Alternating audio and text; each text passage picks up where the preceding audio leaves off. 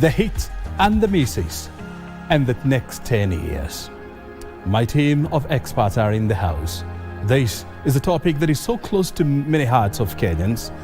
And of course, we shall be looking at what do we need to do to strengthen devolution in the next 10 years and beyond. My name is O'Brien Kimani. You're right on time for the most intelligent conversation this side of Sahara. This is the Scorecard. We are live from Broadcasting House, and we are in the company of Marie Yambo. She's going to share with us some very interesting data about devolution in the last 10 years and what we need to improve on. And as we say, numbers do not lie, because at the end of the day, they are stubborn. Marie Yambo, what are the numbers telling us tonight? Thank you very much, O'Brien Kimani, and thank you also back at home for joining us. This is indeed the Scorecard, and just as O'Brien has already alluded to, we are celebrating 10 years of devolution. What are the hits and misses of devolution? So let's get to the basics of devolution. Definitely, the promulgation of the 2010 Constitution is what gave birth to devolution, introducing the 47 counties system of governance. And then when we look at the objectives of devolution in Article 174, spells out the objectives of devolution, which include to unlock Kenya's economic capability, reducing inequalities and discrimination. Remember, there are some counties which have been, marginalized, and so devolution was brought in to see if at all they can actually be supported to be at par with the other counties, promote gender equality and increase access to quality services, just bringing services closer to the people and addressing youth unemployment. So that is a question we want to put across to our guests today. Has devolution really, created employment for the youth? So that is one of the issues that we'll be tackling in today. Bringing resources closer to the people, promote democratic and accountable exercise of power. Definitely with the county assemblies, people are now able to exercise their power closer home. Now, when we look at devolution milestones, just to touch on a few, we have the human resources for health. There is also agriculture, which is devolved. Education in terms of the ECD is also evolved. But looking at the human resources for health, O'Brien, out of the 190,000 employees in the health sector, that is the doctors, the nurses, and all that, 125,400 of them, which makes about 66% of the health workers, are actually employed by the county governments. Now, the county governments have also recruited approximately 107,839 community health volunteers. Now, community health volunteers, generally what they do is to offer services right at the village level. That is the primary health care. Now, more than 20,000 medical oxygen cylinders distributed across all the 47 counties, including establishment of 22 oxygen plants. Now, in the pre-primary section, which is a devolved service, enrollment for pre-primary education stands at it has increased to 2,979,106 in 2022 compared to 2,845,265 in 2021. There's also increase in primary centers. Generally, those are classrooms, from 46,671 in 2021 to 48,412 in 2022. ECD teachers employed 79,864. Out of this 79,864, 54,637 are employed by the counties, while 25,232 are employed in the private sector, translating to a pupil-teacher ratio of 41:4. I don't know whether that's good news, O'Brien, but we'll be getting to know from our guests also. So when it comes to financing, so far in the last 10 years, 2.9 trillion shillings is what has been disbursed to the counties as equitable share. This is normally from the national government. 213 billion in conditional grants from development partners, 147 billion for conditional grants from the national government. So apart from conditional grants from the national government and also from the development partners and the equitable share, Counties are also expected to collect their own revenue, what is known as their own source revenue. So this particular slide is just showing us what were the targets, and this is the latest from the Controller of Budget that was released in May this year, in the last 9 months. So in financial year 2022-2023, and so Kitui, Kirinyaga, and Vihiga are the counties which performed the highest in terms of their percentage. Now, 400 million is what Kitui County had targeted to collect, but the actual collection stands at 338,546,86. Now that makes about 84% of their collection. Vihiga 284,773,000, so 208. They collected 219,241,295. This is according to the county treasury. Now, when we look at this slide, is showing that a whopping 22 counties failed to meet their targets, or at least performed the lowest, starting with Kwale, Embu, Kisumu, Kakamega, Taita Taveta, Busia, Nairobi. These are just a few because there are 22 of them. But I think for me, O'Brien, what stood out is Nairobi. So Nairobi, the target was 17 billion shillings. That was the target for Nairobi to, collect. But it ended up only collecting 7 billion shillings. So that's a very big gap.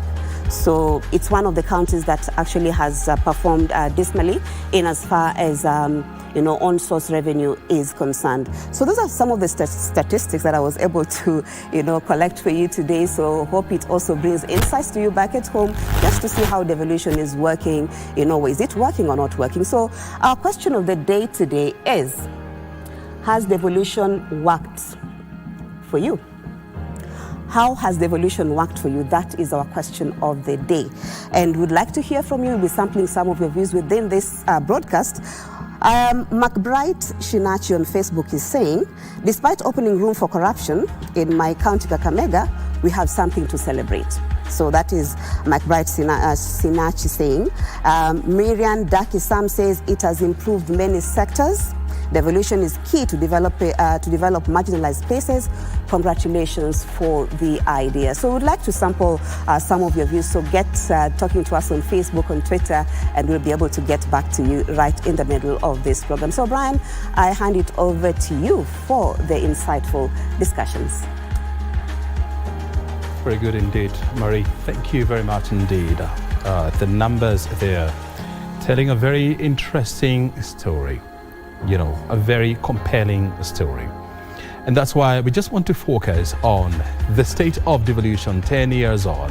Remember, Kenya embarked on this new system of governance back in the year 2013. And so it has been a case of trial and error. There has been a lot of successes and, in the same breath, a number of failures. And so the question is, how do we learn from our failures, implement the changes, and of course we move forward? Because as we say, those who never learn from history are bound to repeat history. Well, tonight we are in the company of great men and women. Marie Yambo is part of this conversation, and of course Professor Fred Ogola. He's always with us, and tonight he's joining us to help us put this conversation into perspective. Fred, thank you very much for your time. Thank you, Oban. Asante sana. Yeah, next to Fred Ogola, we have Whitney Misheni. She is a political economist, a regular face on this show, and she's joining us tonight. Asante sana, Whitney. Thank you, Brian, and a good evening to your viewers. Very good. And next to Whitney Misheni, we have the chair of the Intergovernmental Technical Relations Committee. This is the link between the national and the county governments. If there are disturbances, then it is the work of this organization to come in between the two levels of government and bring peace and make peace. We're talking to the chair, Kithenji Kiragu. He's also here with us so that he can give us an account of devolution 10 years later. Thank you very much, Kithenji, for your time. Thank you very much, O'Brien. I'm happy to be here, and good evening to the viewers. Very good indeed. And I want to start with you. Has devolution been a success in Kenya? Devolution has been a success in Kenya. Devolution was always going to be a long journey. We have come far. We still have a long way to go. But on that journey, I would say we are still on track on that journey. And therefore, I would say we made great strides. And as you correctly put it, yes, there are still challenges, and we still need to trod on to complete the journey. Yes. If I was to ask you, I mean, what would you highlight as the biggest achievement of devolution? Okay, I'll answer it more broadly and say, okay, I mean, the Constitution made many objectives of devolution, but actually we can summarize them to two. On one hand is what we can call democratic governance. The people feeling they have a government they own, the people feeling that they have some power at the local level, the people feeling that they can take care of some of their problems. That is one part of this journey. The other leg is what I call development and service delivery. And because I've said this actually to you, some of your correspondents lately, I would say on the journey of democratic governance, where the people feel they have assumed some responsibility for their development, they can account to themselves, they can chart their way forward in terms of development, I would say we have done very well as a country. Because we have got governments in place, county governments, in ways which are not paralleled in many places. And those governments are actually functioning. And, you know, I mean, they are generally quite well established, actually. I mean, it's, you know, I mean, I look at the other places on the continent, for example, even beyond, and I look at others, and I would say our county governments compare very well, even to federal governments elsewhere, in terms of how they are well established. Yeah. And the fact is that also people have been given the opportunity to elect those leaders. Therefore, you know, on that place, I would say, as I say, we have done, we have scored A on the journey towards democratic governance. Hold your horses, we'll come back to the scoring point. Yes. Now, secondly, I would say on the development side and service delivery side, I would say, again, very commendable progress has been made.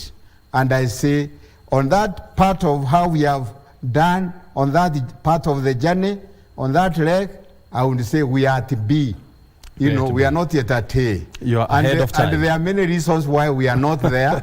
And therefore, as I say, you know, we have much more space to make in terms of development and service delivery. Thank you very much, Chairman. I mean, the time for scorecarding will come, and definitely we'll see how we're going to fare. I want to turn now to Whitney Misheni. I mean, Mary Yambo has just, you know, spelled out the numbers, you know, in terms of resources that has been given to the counties. And she talked about 2.9 trillion Kenya shillings. And when you look at the financial year 2023-2024, this is expected to breach the 3 trillion shillings mark. But when you look at the 47 counties, do you see investments worth 3+ trillion shillings? Okay, well, thank you, O'Brien, and also now a good evening to your viewers. When we look at devolution, we're looking at the devolvement of power, we're looking at the development of resources and also representation.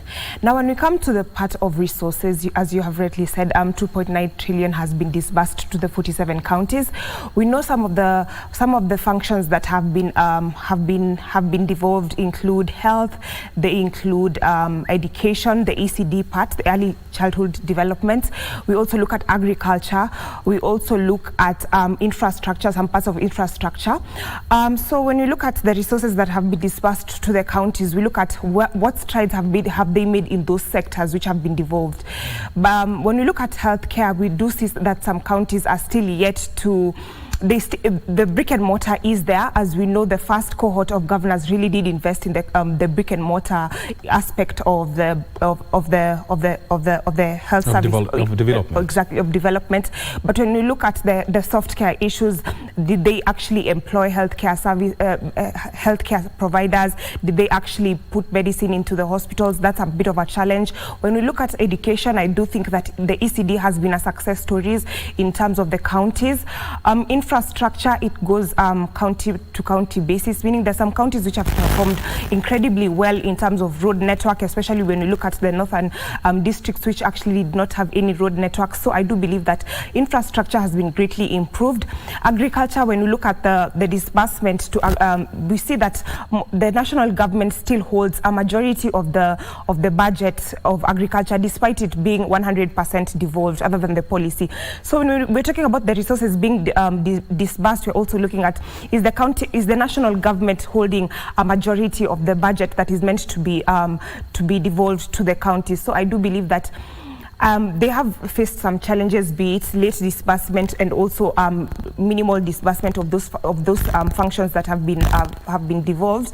But some counties have done exceptionally well. Mm-hmm. Yes. Prof, as a governance expert, this has been said in some quarters that by going the devolution way, somehow Kenya also managed to devolve corruption and embezzlement of public funds. Would you say devolution has been a success in the last 10 years? Well, O'Brien, the scorecard, as you said, is the most intelligent conversation in town. And we have matrices to measure. So like you said, devolution, like Mary Ambo just told us, one objective was to bring resources close to the people. And Whitney has talked about bringing these resources close to the people. Also representation, at the same time actually development, because remember there was a lot of skewedness in development in the country, and that's why devolution came by. So according to me, the 2.9 trillion which has been devolved to counties, there is something that you cannot understand this figure before you understand another figure.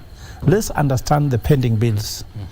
The pending bills in all counties by the end of last year was 157 billion.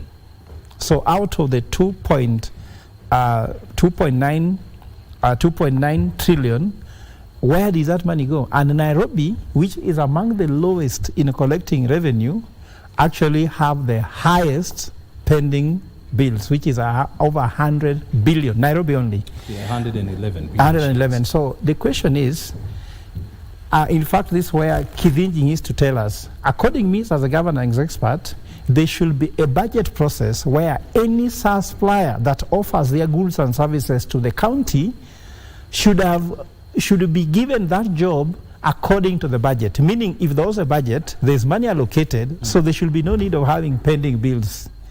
But look, when you talk about 157 billion pending bills, what does it mean? Devolution was supposed to take resources to the people in the counties, and the people went and either borrowed money or got money from other sources of their own kind, their own money, and then offered services and goods to the county, and they were not paid. So devolution, which was supposed to take resources to the people, is taking away resources from the people by them offering goods and services and not being paid. Mm-hmm. So that one for me is the biggest unmaking in this whole process. In fact, we know our friends, I'm sure maybe you know one or two of friends of us who resigned from some work somewhere to become a supply in a county. And I know two people who committed suicide when they were not paid. Not the first time people went to do business with county government. The suicide levels were very high. I have a few in Kisumu and a few in Siaya. And I also have somebody whom we just rescued by counseling him and telling him, you don't have to die, my brother. Mm-hmm. Just accept, because he was working in a bank, a very good stable job. He took his money. He went to start supplying ICT equipment, what in the county government. And because we have a few glaring cases in counties like Siaya, because I come from Siaya and Kisumu, it is very clear it's happening. Then corruption has another thing. The people who are corrupt up here went to the county with the money they used for corruption to win election in the counties. What do we expect? We expect that happened. Then secondly, the cost of winning an election is a governor. I remember last time, Parliament came out with the amount of money you have to spend minimum to win an election. In Turkana, because it's very dispersed, they said it's around 350 million shillings maximum you have to spend.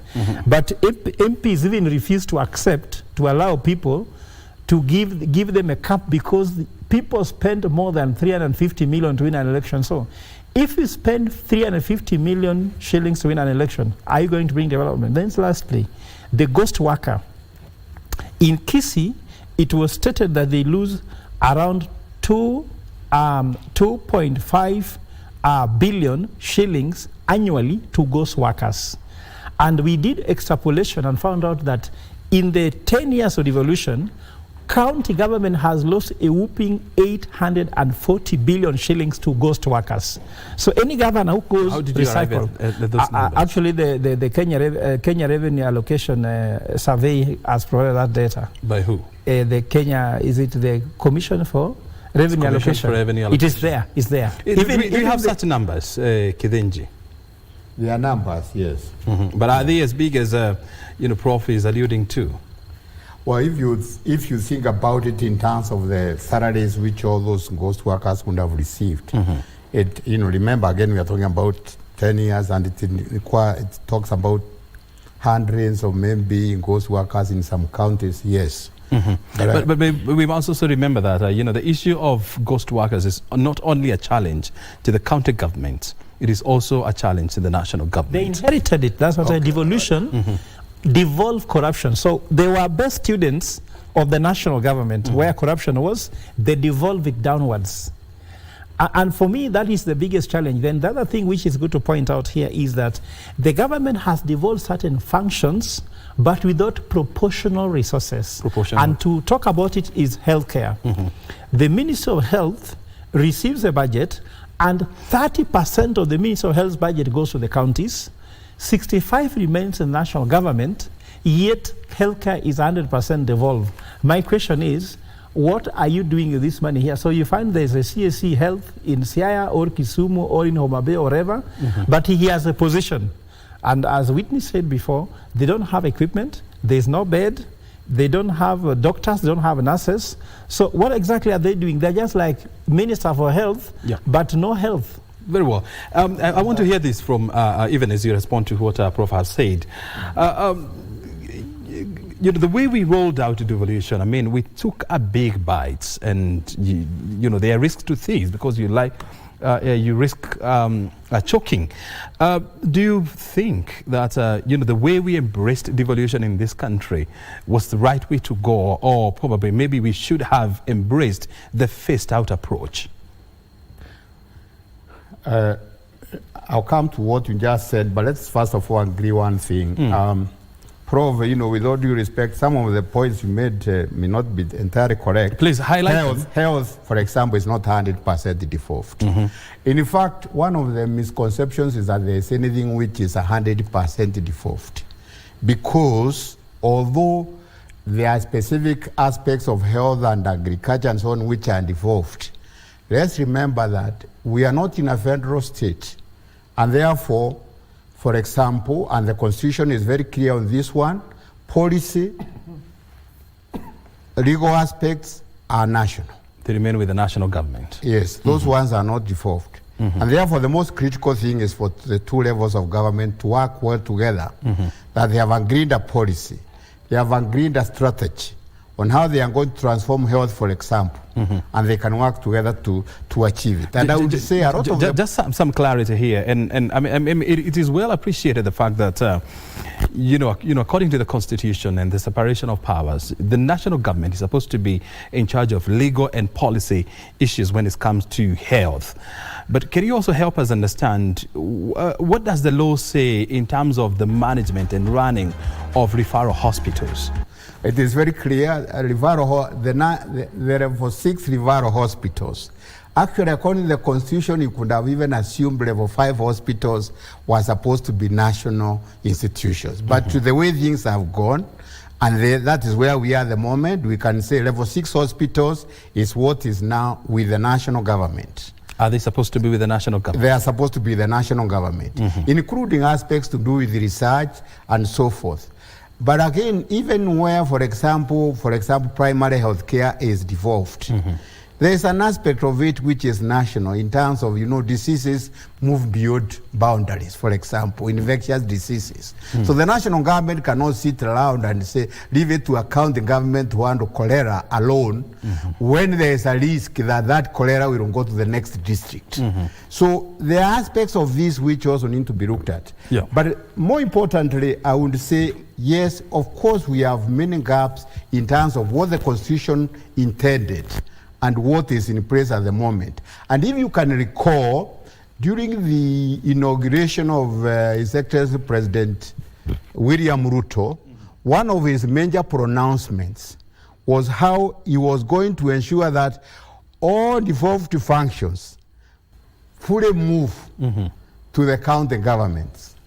And that is work which has been going on in the last few months, and which hopefully will therefore remove part of the problem which is spoken here in terms of the national institutions, the national government, the executive, the national executive performing functions which belong to county governments.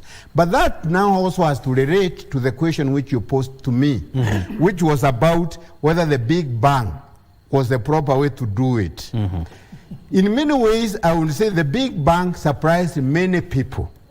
And there was a lot of trepidation on the part of even development partners in Kenya. I still remember there was one major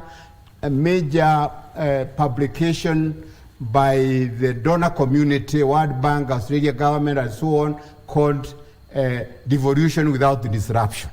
That if we are going to do a big bang, we are going to do a major disruption. And I must say, actually, in many ways, we have surprised ourselves and our partners in terms of how that big bang probably worked best for us.